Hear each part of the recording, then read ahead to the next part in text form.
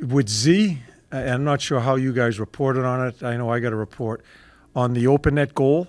I just want to clear Z when he goes off the ice. I'm yelling for him to come off the ice. Okay, so it's not like he just ran off. It just was bad timing. I'm yelling for him to come. Pass is made, and so that's on me, not on Z. Travis Konechny and Cam York missing from practice today. Updates injury-wise, or will they be available? TK day-to-day, Yorkie, I don't know. Day-to-day for Konechny, upper or lower?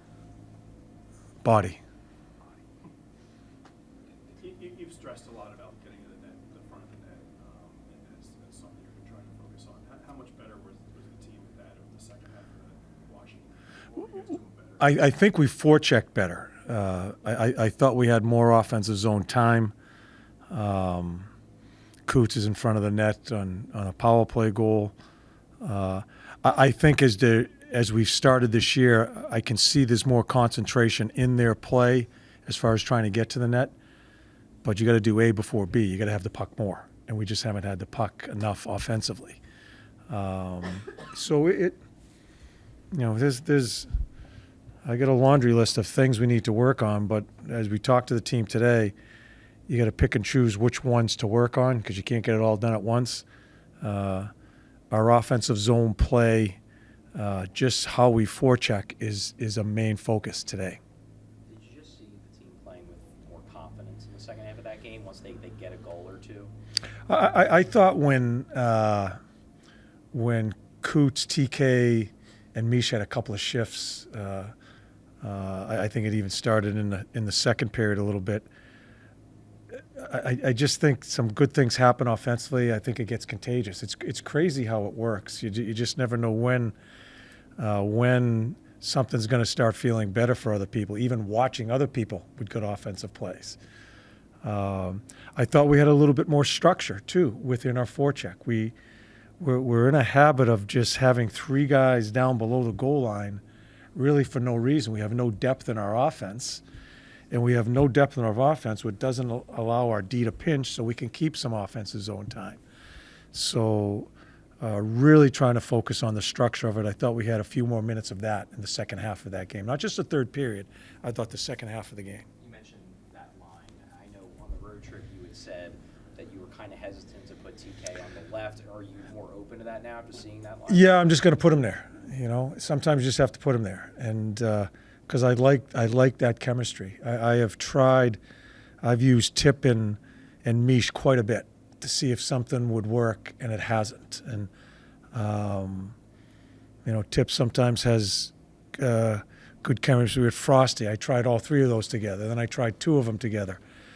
It just hasn't worked right now. And a lot of it is you try to see if it works. When a number of guys are struggling, it's hard to figure out who's going to be who.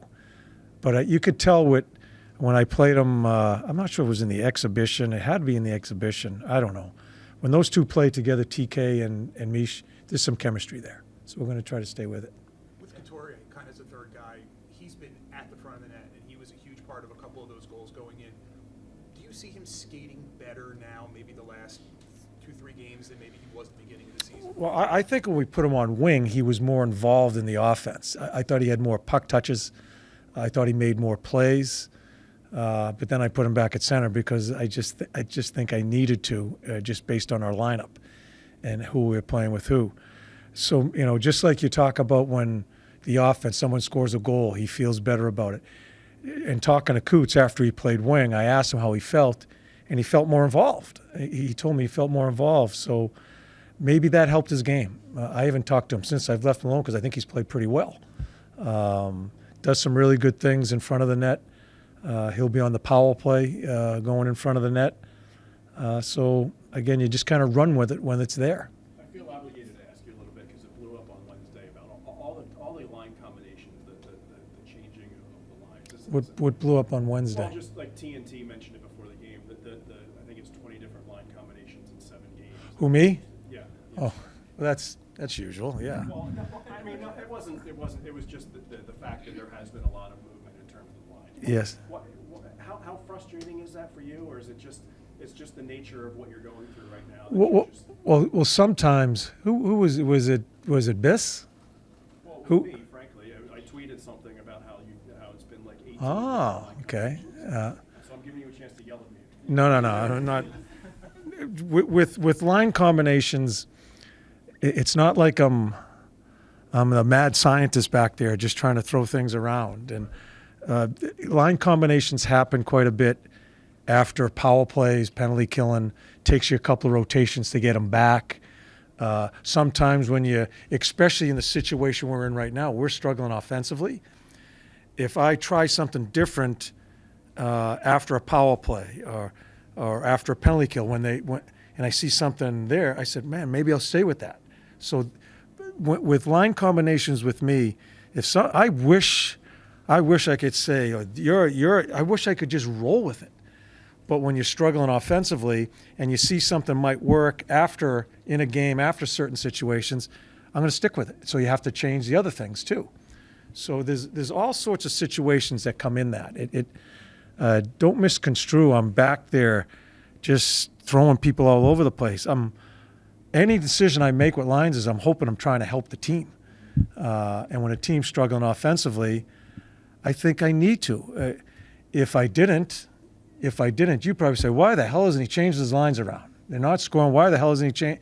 There's a chicken and the egg, I guess, right? But I go by feel, and I have hung in there with Tip and Mish quite a bit, and I just don't see it working. So, in a long-winded answer, I don't have an answer. It's just I watch it, and I adjust to what I see is going to help the team. And do I make the right decisions? I don't know. I certainly haven't made enough here because we still are not scoring. Hopefully some other guys get going. And it's also to get guys going, too. Like I threw Tyson around before I sat him just to see if I could get him going somehow. And so there's no true answer to it. It's a lot of things go into it as you go through a 60-minute hockey game. So you don't have set foul lines then? After Who? You don't have set foul lines then after power play and penalty? I do, but it depends. It depends if I wish I could stay with it, but we're not creating offense. And like I just met with Beezer. I got to find him some ice time. He's the one that has lost out after a penalty kill. And it takes a full round of lines to get him back together. Meanwhile, Beezer's picking his nose on the bench, right? Playing 9 minutes the other night. I don't think he's playing that well, but I got to find him some ice time to give him a chance. So to say no, I don't. I wish I did. I wish I could feel confident. Okay, second power play, forward has the first D coming off, and here's the line that's going to go. I've gone with the fourth line a lot because they're just not on any of the units. It's easy to do that. But if there's someone else going, I want to throw him out there because I don't want to have him to go through a whole rotation, just like I do with Mish after a penalty kill. I don't want to go through a whole rotation to get my lines back together. I throw Mish all over the place to get him on the ice right after a penalty kill. So that comes into play with all this. So tell TNT to kiss my ass. Speaking of, Or you, kiss my ass. I'll meet you after the press conference. Yeah. well, speaking about, I was talking to Joel downstairs, and he knows he's struggling right now. Yeah. I mean, is he really just a victim of the lack of 5-on-5 right now? Yeah, okay, a little bit, yes. But Joe's got to find a way to play better too, and he knows that. We just talked, and but I know what I'm doing when I'm seeing him there. I said, God, I got to find him some time, and he doesn't kill penalties, right? And I'm using Mish instead of him sometimes after, like I just said, so it gets doubled up on him. So I think I've got to do a better job to give him a fair chance to show what he can do, because I'm still in a state of flux of who comes in, who comes out right now, in where we are as a hockey team. What do you think? Sorry, Go for it. No, go for it. just gonna follow up. Just like, what do you think is missing right now from his game? And is he also, because he's played with Lachenko and he played with Brink, and that line seems to be not bad. Yeah. Now that they're both out, and Yeah. is it also because he's not being consistent with who he's playing with? Do you think with him? Well, Guys are different, right? Yeah. I don't think it is with Joel, because I've used Joel with a lot of different people. Some of it falls on Joel. I watch his game, and I mean, he turned the puck over quite a bit the last game, really untested. He wasn't even checked. Now, is that because he wasn't getting much ice time? I don't know. It's the same thing when you ever talk to a player about ice time, and he was great today because he doesn't want to do it that way. Everybody wants more ice time, but okay, can you give me something so I can give you more? But do I give him more when he gives me more? I don't have the answer to that. That's always the conversation it ends up being when a player's struggling. But I do realize I've got to try to find him some, because I got to make a decision. Doesn't play any better, I may have to take him out, right? And I don't want to do that until I'm fair to him and give him an opportunity with some ice time. So that falls on me. With regards to Jet Luchenko, obviously he didn't get in. He hit a game in the back-to-back. Where are you at with him right now in terms of playing him? Yeah, with Jet, I'm not looking for in the mess we're in right now at the start of a year. I'm not looking for an 18-year-old to try to get us out of it. I've gone to some other situations here. Catesey's in there. I thought Nick brought some energy to our team. Catesey's done some really good things, trying to work on his offense. Not much there, but did a great job killing penalties. It's still a state of flux with him as far as what we do. So when I'm in that situation, I got to kind of turn to the team that's really struggling right now and go with some more veteran guys. And it's hard to throw him in there right now and trying to help us out of that mess, if that answers your question. But I guess, it sounds like based on your answer that it has less to do with Jet and more to do with the team. But by the same token, if he's not playing, then does the decision have to be made on what you guys are going to do with him for the season? I think we're going to have to come down to that because we've kind of been force-fed here with how our season has started. So it forces that conversation, and Danny and I are in those conversations right now. Yes. One or two more? Sorry to cut you off. I think there's some people on the outside maybe say, well, 6-game losing streak, but this team's young, and maybe this is par for the course a little bit. But do you feel pressure of, like, no, we're better than this, even though we're young and we're still rebuilding, this can be better? I'll put, we're young, we're rebuilding, we are going to take some gut punches, but we're better than this. Easy. We're gonna get slapped around a little bit here. We are. I think we're just young, and we deadline. We moved some people last year. We have been very transparent. We're not bringing. We just 2 years, this year and next year. We're not bringing in free agents. We have to develop our kids. Where we're at as a team right now, and it falls on the coaching staff and players. Our kids have got to play better. That played last year. Tip's got to play better. Tyson's got to play better. We're hoping not for them just to get through the game last year, but get better this year. That's how we survive. But we're going to get punched. We are. There's no question about it, but we're not as bad as this. You said after the game that you didn't say much prior to that 5-minute push at the end of the second period. The players said they were encouraged by the fact that they kind of generated that energy from within, that the players were responsible for that. How encouraging is that? That's what that room's all about, and I haven't made no bones about it. That's a good locker room, and they don't like being in the situation. The coaches, we've talked enough. When you start talking too much in these type of situations, you're being disrespectful to the players, quite honestly, because they know what they have to do.